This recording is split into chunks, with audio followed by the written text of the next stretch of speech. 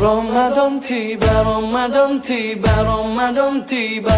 Marhaban ya Ramadan, marhaban ya Ramadan, marhaban ya Ramadan, marhaban ya Ramadan. Ramadan tiba, Ramadan tiba, Ramadan tiba. Marhaban ya Ramadan, marhaban ya Ramadan, marhaban ya Ramadan, marhaban ya Ramadan.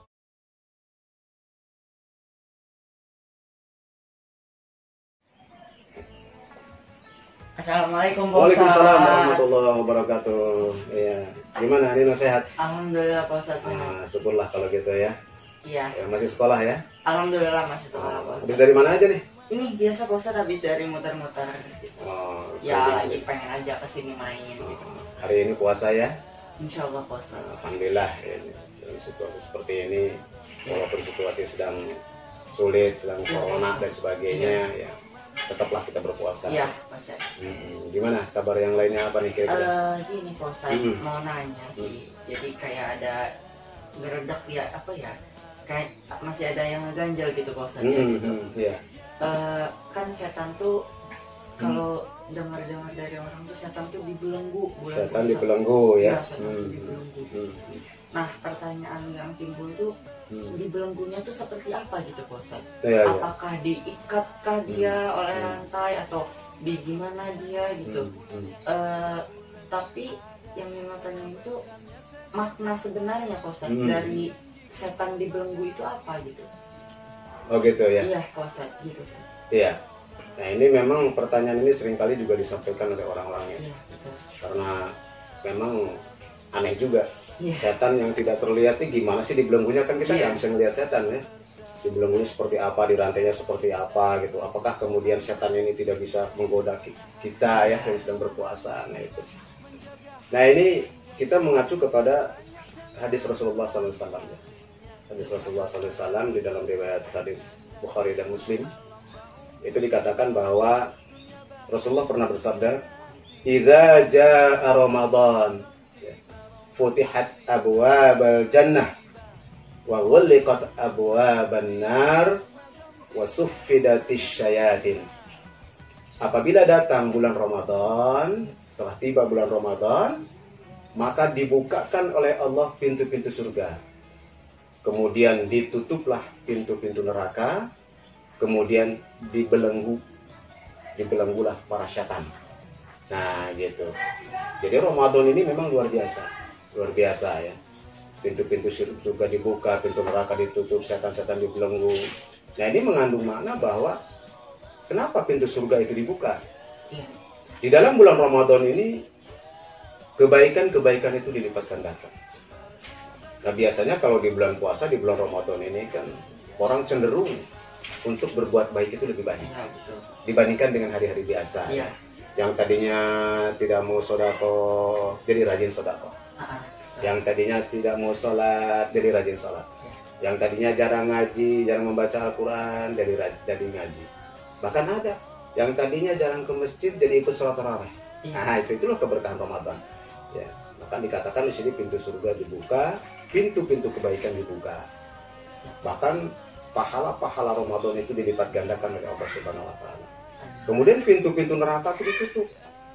Artinya untuk jalan-jalan kepada kemaksiatan itu menjadi sempit. Ya, sempit. Ya contohnya tempat-tempat hiburan kan ditutup ya. Kemudian tempat-tempat maksiat juga dibatasi dan sebagainya. Selain itu manusia juga ada kecenderungan tidak mau untuk melakukan itu ketika berpuasa. Ya kecuali orang itu tidak berpuasa ya. Kalau tidak berpuasa ya pasti nafsu syahwatnya akan tinggi. Karena puasa ini mengendalikan syahwat sehingga orang tidak mau melakukan kemaksiatan. Jadi pintu neraka ditutup itu kecenderungan orang untuk berbuat maksiat itu menjadi kecil. Kemudian tadi dikatakan setan dibelenggu. Jadi sebetulnya ketika Nino bertanya tadi, tuh setan tuh nangis. Setan tuh nangis. Waduh, saya sebelum di Ramadan ini saya nggak bisa bergerak apa-apa gitu kan. Apalagi nanti Nino dikasih tahu setan dibelenggu seperti apa, setan tuh nangis sebetulnya. Setiap menghadapi Ramadan setan itu berteriak, menangis sejadi-jadinya. Kalau kita umat Islam mendapat Ramadan itu, menghadapi Ramadan ini bergembira kan, senang sekali gitu kan, bisa melaksanakan ibadah Ramadan. Tapi setan itu berteriak, setan itu menangis karena dia akan kesulitan untuk mengganggu umat manusia ketika orang Islam itu sedang berpuasa. Nah kemudian karena hal-hal yang demikian, kebaikan itu Allah itu akan melipat gandakan pahala-pahala orang yang beribadah atau beramal soleh di bulan Ramadan ini 10 kali sampai 700 kali. Nah, subhanallah, luar biasa ya, luar biasa. Makanya jangan sampai dilewatkan Ramadan ini untuk melaksanakan ibadah-ibadah baik yang makruh maupun yang sunnah. Karena 2 rakaat sholat di bulan biasa dengan di bulan Ramadan itu pahalanya berbeda. Allah lipat gandakan 10 kali lipat sampai 700 kali lipat. Nah, Masya Allah, jadi sayang sekali ya, baca Quran, zikir dan sebagainya itu perlunya kita tingkatkan. Tetapi kata Allah, illa saum fa innahu lahu li anna ajzibi, kecuali puasa. Jadi kalau puasa itu pahalanya terserah Allah. Sesungguhnya puasa itu adalah untukku, kata Allah. Maka akulah yang akan membalas pahalanya sesuai dengan kehendakku, kata Allah. Jadi pahala ibadah puasa ini tidak lagi 10 kali lipat, 700 kali lipat. Itu terserah Allah melipat gandakannya.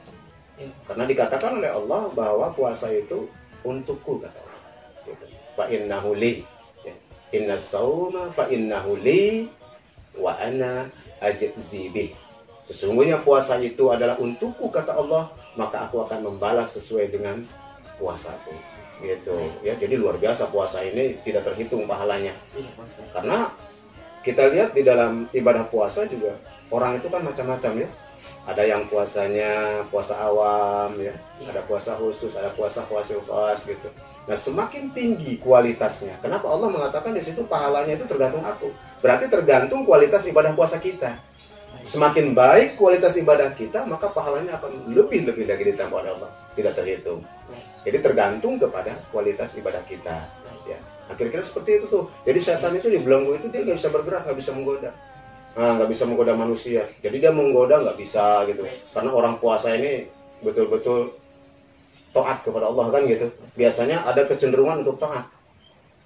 Ya contohnya aja, kalau kita sedang berpuasa nih, kan mau mendekati tempat maksiat juga agak mikir-mikir ya. Sayang puasanya ya. Sedang puasa kok misalkan mendekati maksiat gitu kan. Nah, pasti sayang puasanya. Dia takut batal kan? Takut batal. Akhirnya tercegahlah dia, terhindarlah dia dari godaan setan. Jadi setan susah banget mau menggoda orang puasa ini. Gitu ya. Nah, itu seperti itu Nina. Ada lagi atau gimana? Udah kayaknya cukup ya. Alhamdulillah penjelasannya juga masuk gitu. Jadi nggak ngeganjal lagi gitu Pak Ustadz ya.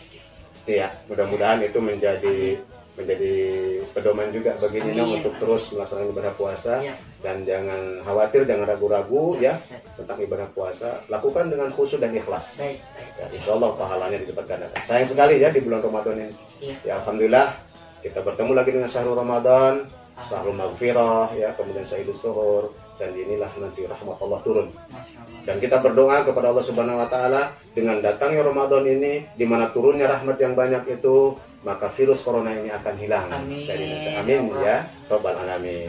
Begitu saja ya. Baik, ya, terima kasih. Assalamualaikum warahmatullahi wabarakatuh. Waalaikumsalam warahmatullahi wabarakatuh.